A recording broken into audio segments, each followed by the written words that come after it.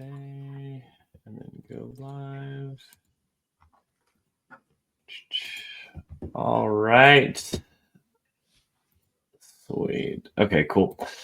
All right, well, sweet. Thank you guys for joining today. It's 11 a.m. Pacific, West Coast time. It's Thursday. And as we kind of look at the end of the year, there's a question I think Jordan and I get asked quite a bit. So Jordan is head of growth at GrowthHit, our growth marketing agency. And she leads the charge on paid acquisition and running ads. And we talk to so many people that are like, hey, ads, they kind of work for us. We're a little on the fence, but we want this to be our channel. How do we scale this in an ROI positive way? And Jordan has to do so many one-off conversations to either talk people off a ledge or help them really get comfortable with how to approach this. So we thought we should just do a talk on this, on basically how to scale your ad from as low as $10 a day to $1,000 per day. So we'll get into it. But Jordan, great to see you today. Likewise. Thanks for having me on. Yeah, of course. So it's funny. So Jordan did, I don't know, like an 8-hour class on this that you taught for Click Minded. Shout out to Tommy. Go check it out. It's a great program, great class. Really great value. Yeah. Yeah, really good. And you work with the Facebook disruption team, Facebook MBA program.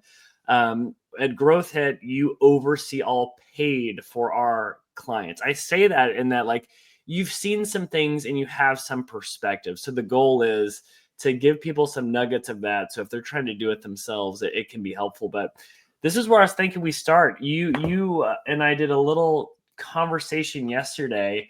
And you're like, hey, before we talk about scaling an account, let's talk about what to do before you just start throwing money at the Meta and Instagram ad machine. Because by the way, they're very good at taking your money. So let's make sure they take it and they give you some customers in exchange for that. But you kind of hit on 6 things. What are the 6 things we should do before we start making it rain money on Meta and Instagram? Well, I want to temper your expectations on making it rain. None of these tools are, we're not the Federal Reserve printing cash. That's not what these tools do. But yeah, there's some main things you should definitely prioritize before launching ads. And truthfully, they apply to any channel. So at least for this portion, I think it's really applicable no matter what you're looking to do, whether it's Google, TikTok, Pinterest, or Meta and Instagram, their universe. The first thing I would do is any platform that you intend to launch paid ads on, go ahead and set up the tracking. You don't have to be spending on the platform, but this is going to give you an edge because you'll already have some data in their database that the machine learning can start to learn from. So there's no reason to wait. And on top of that, you always run into weird bumps when you're creating new ad accounts. The verification processes are getting more intense. Sometimes they want to make sure they want you to verify your location and weird things like that. And it's better to get all of the infrastructure set up way before you need it. Because when you're in a rush, you're not going to be very patient and it can be very frustrating to do these things. But more than that, you want to get data into the ecosystem. Yeah. And for people that know, because if you don't have your conversion event set up and you start sending traffic to your website from Meta, from Instagram, you have to give it a signal to know if it's good traffic or not. And a good signal is, if you're an e-commerce company, did they add something to cart? Did they purchase? So when it fires that, it goes back to the ad manager. It's like, hey, that person is a good potential customer. Let's find more like them. Or lead generation site, the conversion tracking could be to get an email sign up.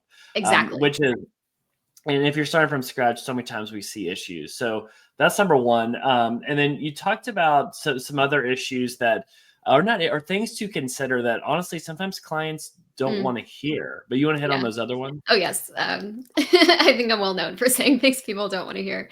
And then they still work with us anyway, because we're being honest. But the second thing is I would really focus on making your first sale organically. I met internally with our team, and this is something that they brought up to me, and I totally agree.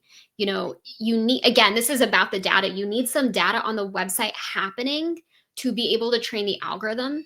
you're probably going to be disappointed if you're trying to start from zero and pay your way to that first sale. It's going to be really difficult.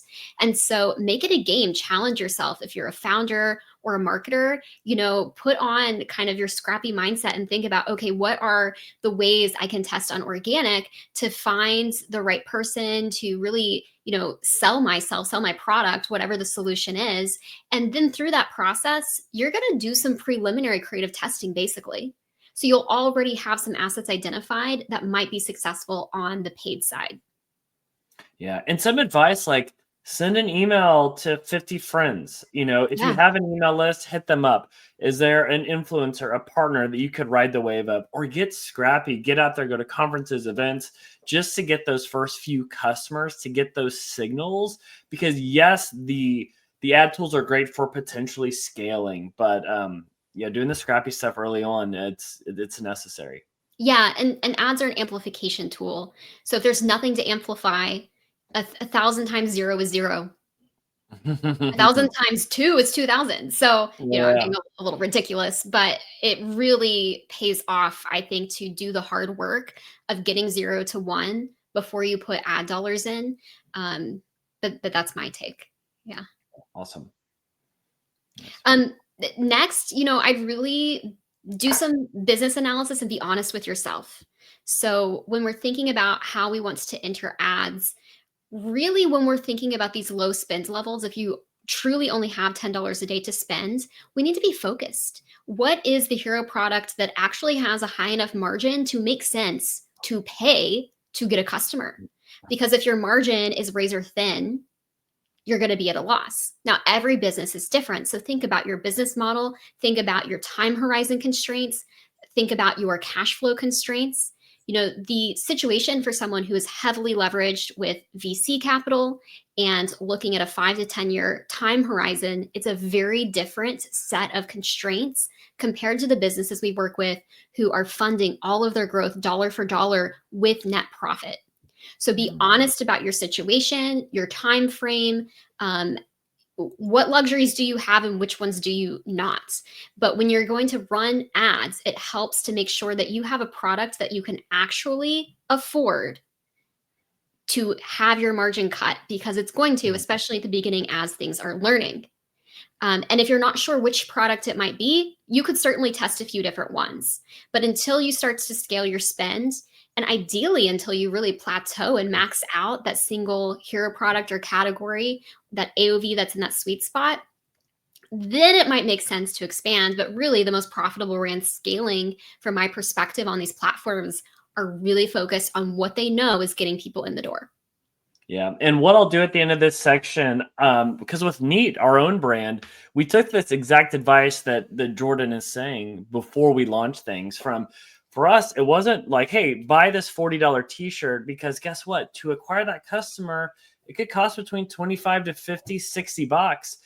The unit economics don't make sense, right? So we had to not figure out a flagship product, but a flagship bundle to Mhm. get that average order value over $100. So if we want to run ads, it's like, do the numbers make sense? Because we have some clients that sell maybe supplements that are 30 to 60 bucks or 20 to 40 bucks. And we have to be very aware, hey, this might not be first purchase profitable, or this might be break even. But if the retention's good, it makes sense. But then we have other brands with a higher AOV where it works. But I think it's something that is crucial. For sure. Anything that's under 30 is going to be very challenging, but not impossible. We work with brands who do it. I would say you need to be patient and not push things too quickly, too fast. If you're playing in that low AOV category, it's possible. But if you can get things above 80, even better. Nice. Okay, nice. Tell me about market positioning. Oh, yeah. This is maybe some tough love. But really be honest with yourself. Do you have product fit, market fit, or not? Jim, I don't know if you want to give like a TLDR on what product market fit means to you. Yeah, absolutely. It's like, well, the Sean Ellis test, he came up with the phrase growth hacker. He has the 40% rule where, like, if the people that like your product or that are using it, if you had to take it away, over 40% would be very angry. It's like, it is a must have, not a nice have. I need to have it. So you have that test. For Facebook ads, it's like, I like this test of like, do you have a clear point of differentiation or a clear aha moment that is like scroll stopping, where you can get people's attention, where they would switch to your product or they'll give you a chance to try? And that's why with a lot of like direct consumer brands, it is leaning on that flagship product that is either showing that magic moment of why Mhm. it is better than alternatives with like before and afters or the transformation you get. Do you have something that can do that? Yeah, I completely agree. And if you have 0 sales on your web store, I'm sorry, you do not have product market fit. That might be okay, but we need to be honest about what are we expecting out of these tools? Are we using them as learning engines to accelerate traffic to our website to figure it out faster? Understanding that that's market research dollars. That is Hmm. not bottom funnel expenditure Yeah. and should be evaluated as such. So it's not that this tool can't be used at all in that case, but really would like to set expectations with people that it's going to be very difficult if you don't have that first. Yeah, that's The so good. 40%, like that's a pretty high bar. Not every business is meeting that definition of product market fit, but you should be somewhere in between 0 and Hmm. that. Absolutely. And then talk about that final component of website, because you can have great ads, great copy, but guess what? They have to leave that ad, that platform, and go somewhere and do a conversion. Oh, totally. You have to have some place for people to buy from you. Of course, some of these platforms have tools now where people can check out on the actual platform. The percentages I see of how many people going through that checkout flow versus the website vary by brand to brand, but um, I would still make sure that you have your own channel that you own, that you're able to bring people back through email, etc. Um, you need to build a relationship with people. Does your website look super scammy? Does it look like people are going to be afraid to give you their credit card information? Those- These are some really basic things to address. CRO is a very deep topic, and the way And that's that our conversion rate optimization. oh, I'm thank trying you. to Sorry. cut back on my acronyms. You're Craig right. Swanson has inspired me. So anyway, there, keep going. Yeah, conversion rate optimization is basically a process that we do where we're doing a series of tests on the website to see where and how can we increase the percentage of people who make it to our website actually buy. And you accomplish that through a variety of types of tests, trying to better understand what's getting in the way of people buying.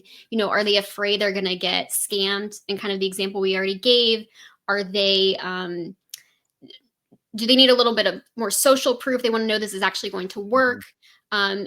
Um, do they feel confident that it's actually going to arrive in a timely manner to actually solve the problem when they want to solve it?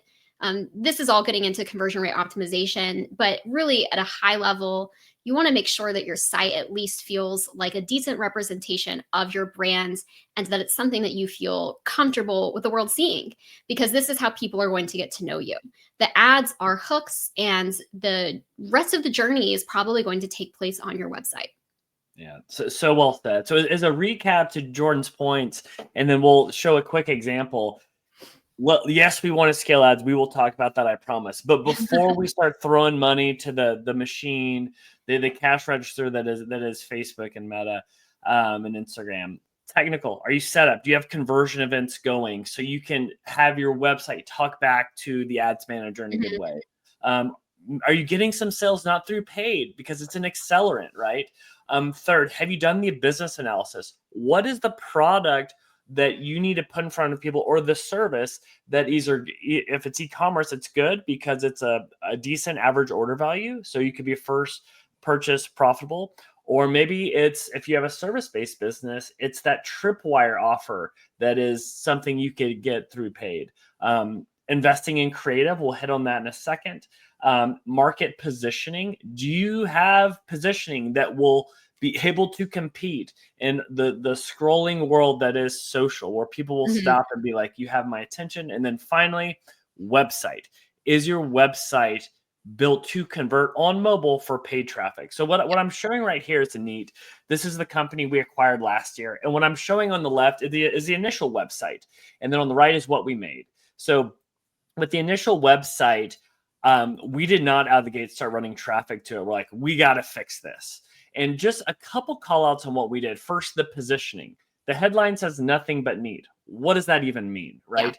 If I have 15 seconds from someone that's coming from an ad, I need them to know right away what is that point of differentiation. So look what we did. We say, unlike regular shirts, ours hide sweat, no pit stains, no back sweat. So right away, you should know why we are a special snowflake and why we're different. And then we have this video of the very handsome Tyler popping a water balloon in his shirt so you can see the impact of like, wow, this is truly a sweat proof if a water balloon doesn't go through it, and then make the switch. So that's one if we're landing them there. But the other point that Jordan made that's so crucial, we aren't funneling people to buy a shirt for 38 bucks. That does not work for our business model. We're funneling people to buy a starter pack, to buy the Urban Survival Sweat Set. And notice how this average order value is $99. This works so much better for our business model. And so we've got a little bit of urgency here. We've got social proof. It's not a cheap shirt, so we're speaking to quality with the technical images here. But once we did that, oh, and by the way, some things we did at the cart level, as this pops out, we have incentives, right? Free shipping at this threshold, free shirt at this threshold. The result was conversion rate. We got it to a pretty healthy number, over 3%. What I care about, what Jordan and I care about, is getting that average order value close to 3 digits. And now it's game on, and we are ready to run ads. But just because it's so much easier. I wouldn't say it's impossible below that, but you're gonna have a much easier time. Exactly. And there could be a world you're like, hey, I'm down to break even on that first purchase because my repeat purchase rate is so good, or my email marketing campaign, my flows, my first purchase flow is black belt. You just make sure it works with the business model. Exactly. And for people who are super scrappy, maybe get some $5 gift cards and ask a few people, hey, look at my website. Do you know what I do? Yeah. Keep it super simple. Because if people are going to it and they don't know what you do, that's a problem that needs to be addressed before you ever pay for traffic to go to the website, because they won't know what you do either. Absolutely. And one thing before we get into now, let's scale. One thing that sometimes Jordan and I will say to clients, like before they work with us, we're like, hey, do you have creative? Like, do you have statics? Do you have GIFs?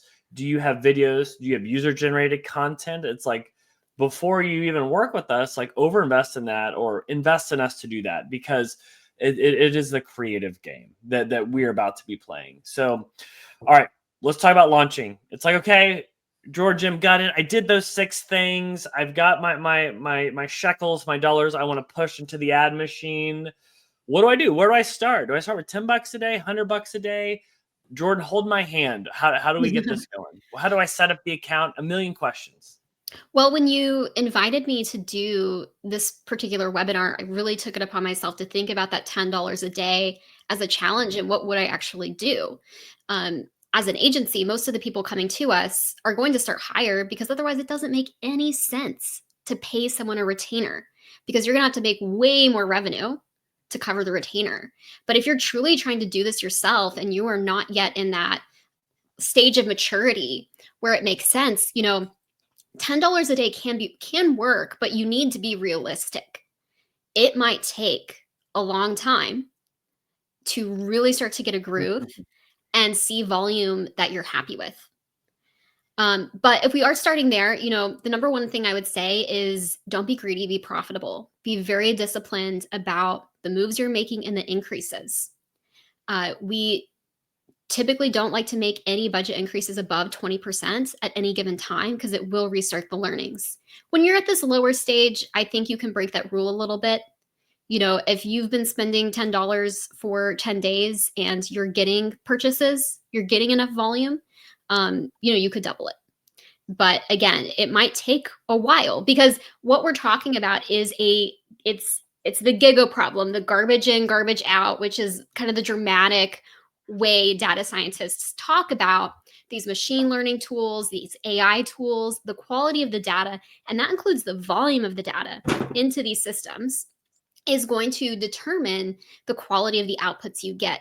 So when it comes to meta ads, the amount of clicks, the amount of add to carts, the amount of purchases on your website, that's going to determine how quickly and how many other people the algorithm can find who are going to also buy. So when we're starting at these lower budgets, it requires patience, but it can totally work.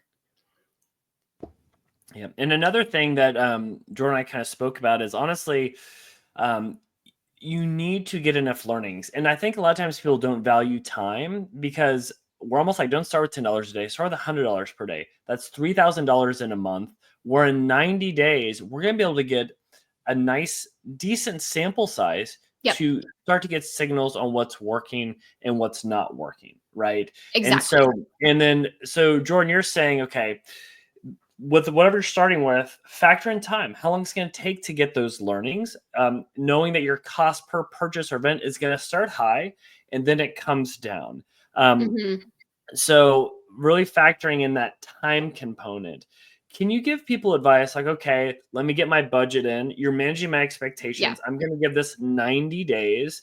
Talk about like from a technical standpoint, like how do I start with this first campaign if it's even Yeah. at $100 per day, and speak to people in a way where everybody can understand. Okay. I will do my best and let me know Yeah. if I'm not understandable. So when we think about executing in the platform, we're going to try to keep it as consolidated as possible. And when I say consolidation, I just mean as few campaigns and as few ad sets as possible. Again, this is back to that fundamental principle of data in, data out. So you want your data set to be as large as possible. If you only are spending $10 a day and then you want 2 campaigns with $5 each, well, both of those campaigns now have half the amount of data they had before. And that's not to mention the attribution nightmare of people bouncing between the campaigns. That's a whole different subject. But you want to keep things as focused as possible. So this is the pre-work we talked about. Have you identified your most viable hero products? Are you being somewhat focused? And try not to mix like really low AOV products with really high AOV products in the same campaign. You're trying to stay focused on what is going to be the most viable to scale. When we talk about the optimization events, so when you create ad campaigns on most platforms, I can't think of one that doesn't do it this way. But you typically at the ad set level, tell Meta the exact events that you want to see as the outcome of your campaign. So if your goal is revenue or your goal is purchases, you're going to select that specific pixel event and say, please get me the most purchases within my budget.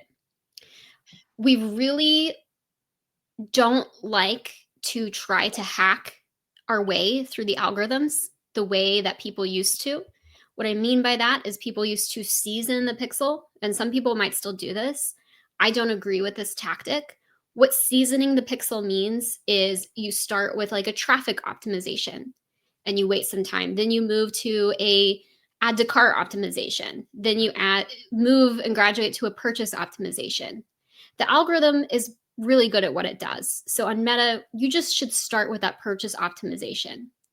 We deviate from this sometimes in our work because of the unrealistic expectations, candidly, that people can have. But if you are going into it with realistic expectations and you can modify your budget based off of the time horizon you are working with, start with that purchase optimization if that's your goal. If your goal is a lead, start with a lead.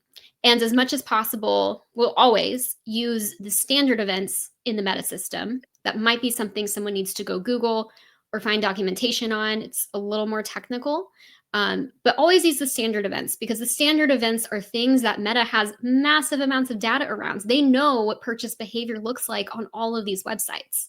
They don't know what your own little individual unique snowflake event that you created named something. They don't have a bigger data set to map that back to. So from a technical perspective, identify your actual North Star and pick the conversion optimization events that is closest, if not the North Star itself. I'm going to pause there and then we can talk maybe about creative. Okay, got it. Create that the end goal conversion. It could be a purchase, it could be a lead. And because maybe we're starting with a limited budget, if you create separate campaigns, you're spreading out the learning. So don't do that. Have one main Mhm. campaign. Okay, now my question is, I got my campaign. I got my main conversion event I want to go after. How much creative and copy do I need to run a test where the machine learning can start to learn and hopefully optimize? Yeah, at this low scale, I would probably do 5 ads, and that means 5 visuals. I'd try to have a mixture of video and some static. Most of the accounts that scale with the most ease have a mix, for a variety of reasons, and you just don't wanna limit yourself. Video is a lot more engaging, so, if you have some videography about you talking about the product or, things like that go a really long way. I know founders are really hesitant sometimes to get scrappy and make those videos, but the longer you put that off, the more you're hurting yourself. It doesn't have to be amazing. Just get something out, have your niece do it. Like, just try something to give some variety to the algorithm. So have a mixture of video and static images. Um, we could have a whole 8-hour class on creative. So I won't go too deeply, We probably but should actually. That should be a good yeah. talk. Yeah, yeah. And then for each of those visuals, I would have probably up to 2 primary texts. So primary text is when you're on Facebook, there's like that paragraph that's above the ad.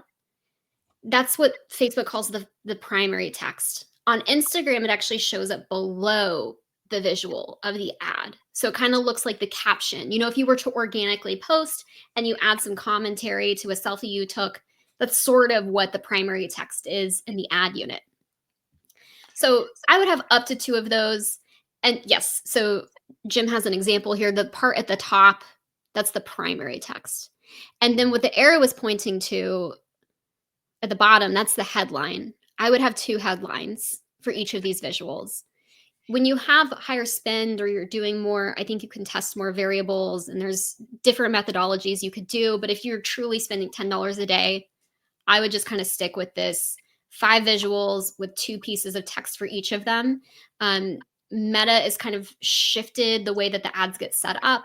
But if you're making like a typical ad unit, you can add multiple headlines and multiple primary texts within a single ad. You don't need to make 30 ads to have that, if that makes sense. So really, you're going to wind up with 5 ad units.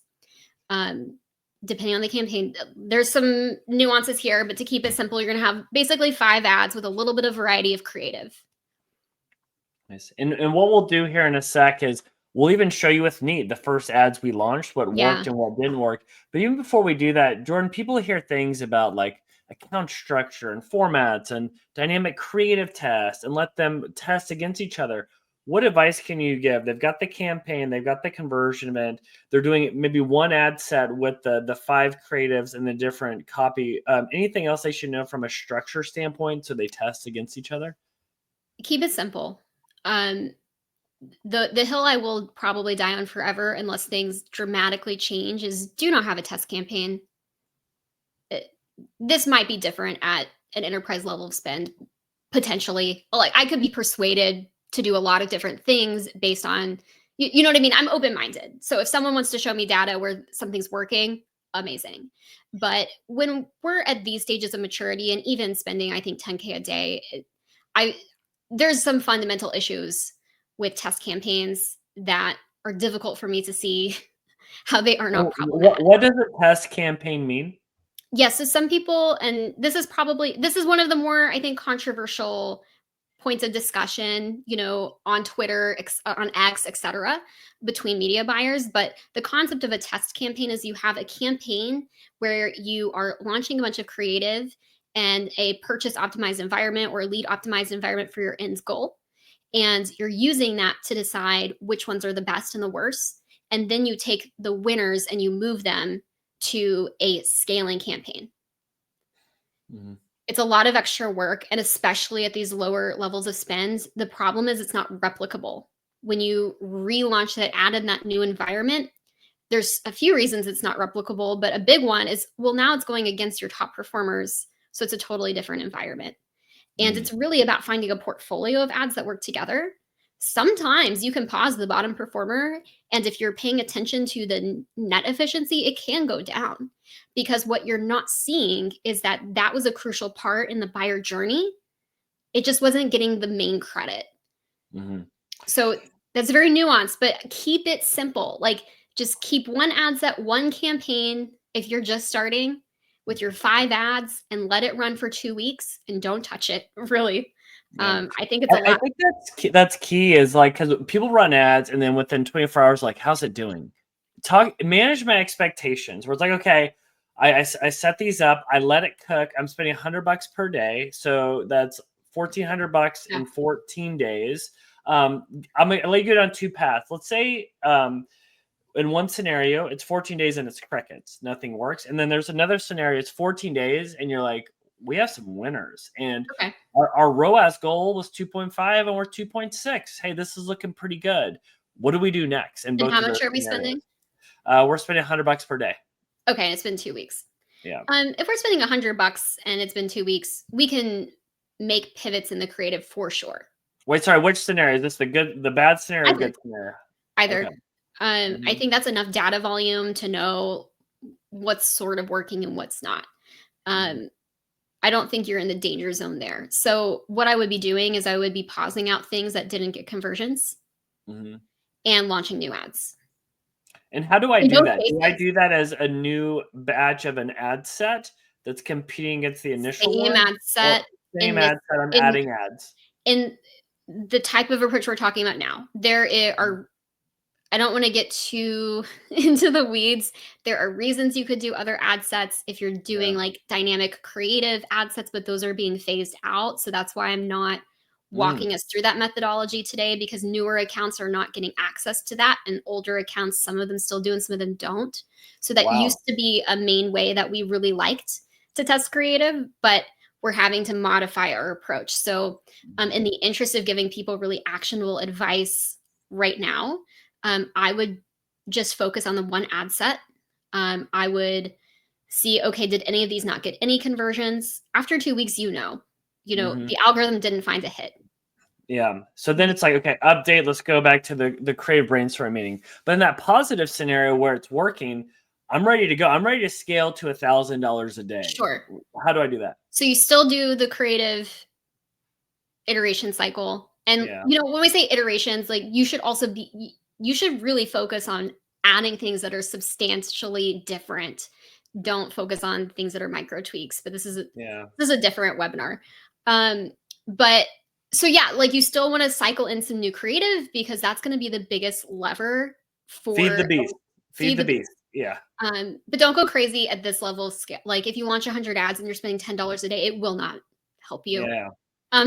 Because again, it's like a data volume game. It needs to be able to make decisions. It's like, if somebody came to you with a stack of 100 books and then asked you to answer a question, like, or a business problem using all that data, it's like you don't have the processing power to make a better decision. Like it would be better if you just had fewer inputs. But anyway, so there's the creative cycling, and then if you like where the CPA is, make those gradual increases. So at the high end, I prefer to increase things 3 times a week on the maximum. You could do more, but every time you make a budget increase, keep it between 10 to 20%. If you're really pleased with the cost per lead or cost per purchase that you are achieving, you can do it 20%. These are all ranges. So the bigger the change we make on the platform, the more likely it is to introduce volatility. And volatility means seeing big swings in performance. So on the extreme end, if we double our budget, buckle up, because your cost per purchase might triple. And eventually it will normalize typically, but it's going to feel very scary for a lot of founders and people DIYing this. So if you are a little more conservative, just stick with those 10 to 20% increases a few times a week, and that will quickly start to compound. Obviously, getting from that $10 to the $100 can be slow, but once you hit 100, truly, if you are disciplined and consistent, the amount of growth you can achieve throughout a year is incredible. And it's going to save you so much heartache and stress compared to the people who are meddling in the account all the time. They see something good, they get greedy, they 3x the spend, then they freak out, then they pull it back down. Yeah. This happens Oh all yeah. the time. I can name a few clients right now where it's like, they're like, they just straight up told us, I'm like, this isn't going to go well. So for people listening, if it starts to go well, 10 to 20% increases, max 3 times per week. That's what I'm comfortable, if it were Yeah, me and for if I sure. had the luxury of time, you could do it more. Yeah. But yeah, it's a spectrum of stability, risk reward, like everything in business. Totally. And some other call outs is like it's not just like find this one ad that is going to be No. the banger, but it's like creating the machine, the content machine that allows you to kind of test and learn. And what I'll show real quick is like I'll show two things. I'll show with Neat the ads we launched with, and then I'm gonna to kind of highlight Jordan's point on feeding the beast, how we do it. So here's like literally experiment 1. And these are ads. Let's see if, okay. We even called these ugly ads. These right here, like breaking news, a PhD invents first sweat-proof shirt. And then we have the comparison one over here. And then I'll go to these other ads that we had. Let's see if I can change screens. Hold on one second. It's trying to play a bazillion videos. Okay. Then and notice how these are very different. Then we did UGC, user generated content, on top of it, and we found some of those a little bit in like the older demo. And sorry, it's playing audio, so I'm gonna pause these real quick. And this guy was actually amazing, great radio voice. And notice how he isn't some like Abercrombie and Fitch model. That's a very old reference, but people get what I'm saying. We get it. And then Some of us. yeah. And then we did this one. Unfortunately, this is me doing content. It's kind of the same. It's the water balloon test. And look at this headline. It's very BuzzFeedy. Point of view, he popped a water balloon in his shirt. Look what happened next. And then we had one that was I a little pause. yeah. I love that this is a view, Jim, because you really don't like to make content, but you did it anyway, and it worked. And I just want to like really emphasize that for the people who are trying to grow their own business. Your fear is probably getting in your way. And, if you believe enough in the product and the business and the service that you've created, like what is the risk of some embarrassment or cringing in your newsfeed? Like you're just keeping yourself from opportunities that could be something that really helps catapult your business. Yeah, it's very true. Angela and Jordan were like, Jim, just do this, stop being a baby. And I did it. And the irony is it is the top performing ad. I'm an influencer, I hate to say it. No, but we're like, you just never know what's going to work. And then we tested these other ones. This is one, it's a little broy, did not perform at all. But here's the big call out. Like we then start to get learnings and we're like, hey, here's what worked, what didn't work. Here's the headlines that worked, the text. And then we have the top 4 ads. And then Jordan and team are like, oh, let's see what scales. And it was my ad and this ad that really scaled. And that's where we got excited. We're like, okay, wow, we're, 80% of these flop, 20% of them are working, and a couple of these are scaling.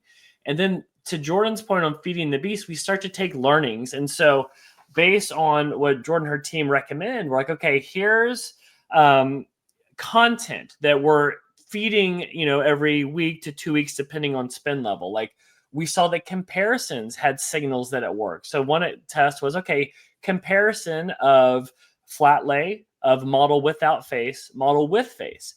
And by the way, we had different pieces of copy. And of course, the copy I hated worked. Why your t-shirt suck, but it worked.